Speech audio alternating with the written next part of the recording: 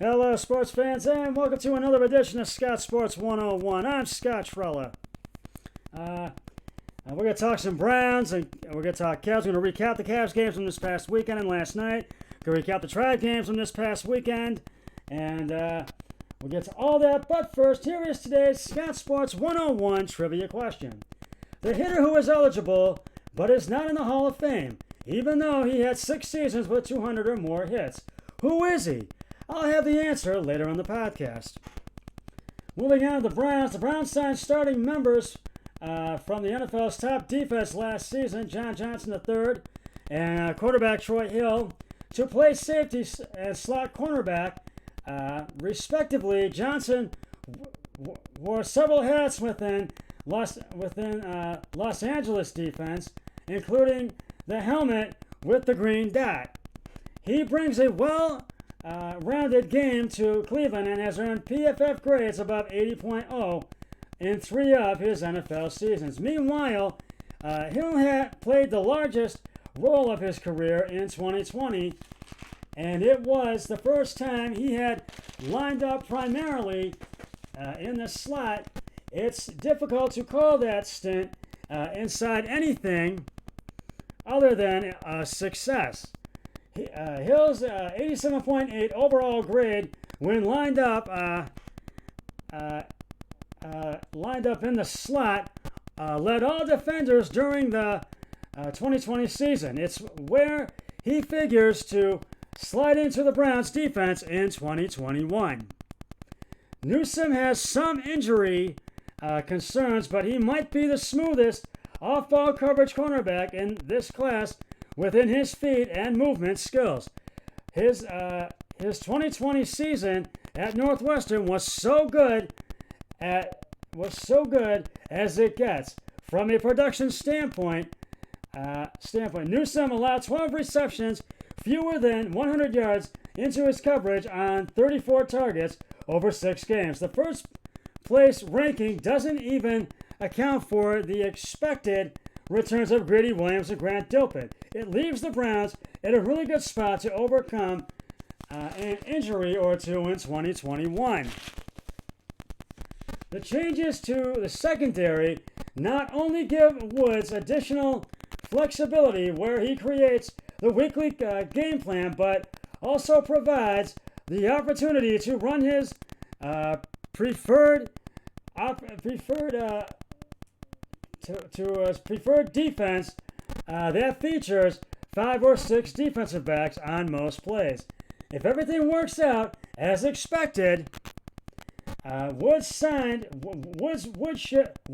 should deploy Johnson, Harrison, and Delpit along with Ward and Newsome as his primary base defense, with Hill coming in when Woods wants that 6th defensive back. And that is before he works in linebacker Jeremiah Owusu-Koramoah, who earned coverage of 77.0 or higher the past 2 seasons from PFF when he was, of course, at Notre Dame. Now, there are still unknowns to deal with, most notably how Delpit will come back from a major injury and how quickly Newsome adapts to the NFL. But the days of the tight ends and wide receivers roaming free through the Browns secondary may be coming to an end, and I think that will happen. I do believe. The Cavs have now, moving on to the Cavs, we're going to recap the games from this past weekend, because they've now lost 11 games. Friday, the Cavs lost their 8th straight game in a row, as they got smoked by the Portland Trailblazers 141-105 Friday night at Rocket Mortgage Fieldhouse. The Cavs never led once in Friday night's game. The Cavs were down by 1 at the end of the first quarter and by 10 at halftime, but then the Trailblazers just ran away with this game. They outscored and outplayed the Cavs in every way you can imagine. Kevin Love led the way for the Cavs with 18 points, 8 rebounds, and 2 assists. Colin Sexton, 15 points and 4 assists. Dean Wade, 16 points and 5 rebounds. And C.D. Osman, 14 points, 2 rebounds, and 2 assists. And Jared Allen, 9 points, 13 rebounds, and 2 assists. And the Cavs had fallen to 24-45 on that game on the season. The Trailblazers, 37-29. I think the Trailblazers' record has gone up since then. And then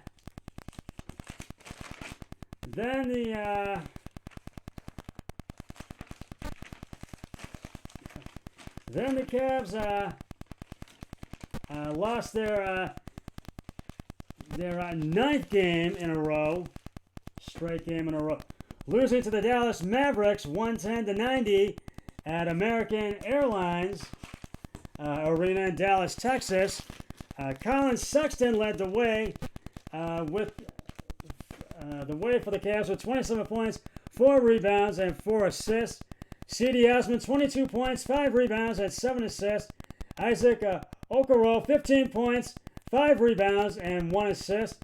And once again, the Cavs never led once in this game. They were down by 15 at halftime, 62-47, and then things just did not go any better for the Cavs in the second half as the Mavericks just pulled away and got the win in this one. And the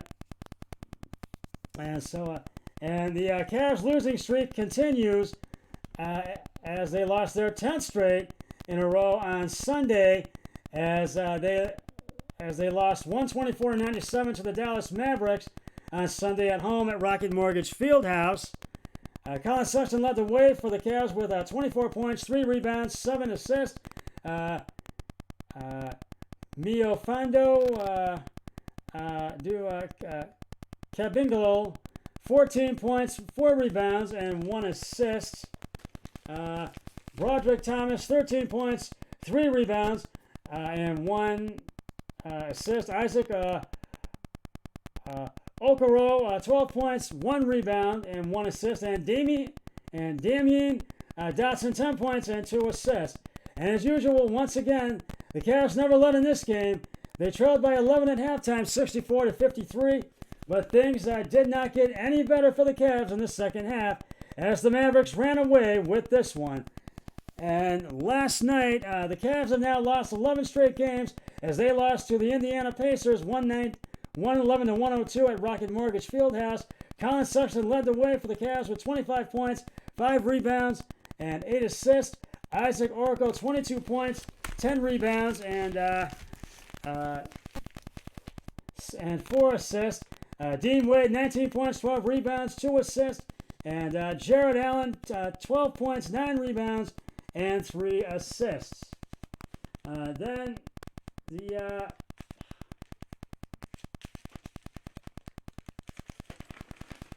Cavs led by 1 at the end of the first quarter, 28-27. And then the Cavs led by 7 at halftime, 60-53. Then in the third, that's when the Cavs once again faltered. The Cavs trailed by 2 at the end of the third as the Pacers led by 2, 79-77. And in the fourth, the Pacers just ran away, outscoring the Cavs 32-25 in the fourth final quarter of that game. To say the least, the Cavs, it was another frustrating night for the Cavs as they lose their 11th in a row to the Pacers by the final of 111-102. The Cavs are now 21-48 on the season, and the Pacers go to 32-36 on the season. The Cavs are off today, but they'll be back in action tomorrow. Back in action and try to snap their 11-game losing skid tomorrow as they will take on the Boston Celtics at home at Rocket Mortgage Fieldhouse. Tip-off is at 8 p.m. on Fox Sports Ohio, and you can hear the game on the radio home of the Cavs, WTAM 1100. We will get to the Tribe in just a moment, but right now it is time to reveal the answer to today's Scott Sports 101 trivia question. The hitter who is eligible but is not in the Hall of Fame, even though he had 6 seasons with 200 or more hits. Who is he? And if you said the great Steve Garvey, you are correct. Steve Garvey had 200 plus hits in his 6 seasons with the San Diego Padres, and he also played for Los Angeles Dodgers as well. And so I will have another trivia question on my next podcast, so stay tuned for that. We're going to recap the Tribe from this past weekend. Now, Thursday, the Tribe completed the 4-game win sweep of the Kansas City Royals and extended their win streak to 5 games in a row as they shut out the Kansas City Royals 4-0 Thursday at Kauffman Stadium in Kansas City, Missouri. Tristan McKenzie was on the hill for the Tribe Thursday. McKenzie went 5 innings, giving up 2 hits, 4 beans at bat, and struck out 5 batters. Then the bullpen took over and did a fantastic job. Emmanuel Clase came on in the 9th and got the save for the Tribe. The Tribe scored 1 in the 2nd, 1 in the 5th, 1 in the 6th, and 1 in the 8th. Tristan McKenzie got the win. Danny Duffy got the loss.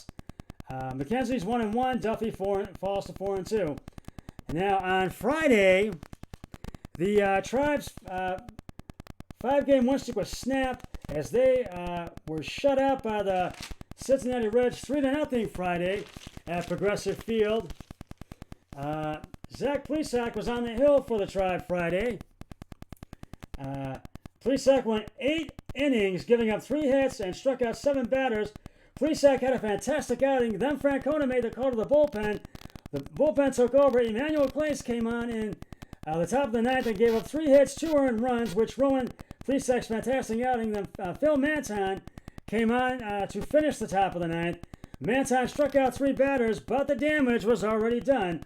And it was scoreless until the top of the 9th. And that's when the Reds scored the 3 runs. And the Tri-Bats just could not get going in this one. Steve Miley got the win. He goes to 4-2. And Emmanuel Clase got the loss. He falls to 2-2. And then on Saturday, after having their 5-game win streak snapped in a 3-0 loss to the Reds on Friday, the Tribe came back and beat the Reds 9-2 Saturday night at Progressive Field. Aaron Civale was on the hill for the Tribe Saturday night. Civale went 7 innings, giving up 5 hits, 1 earned run, 2 beans at bat, and struck out 5 batters. Then Francona made the call to the bullpen, and they really got the job done and were able to hold off the Reds in the 8th. The Reds, Qual Contrail, they came on in the 8th and gave up 1 hit and had 1 bean at bat. And Nick Wittengren came on in the 9th and gave up 1 hit and 1 unearned run, but was able to hold off the Reds and get the save and the win for the Tribe. Aaron Civale actually got the win. He goes to 5-0, and Luis Castillo falls to 1-4.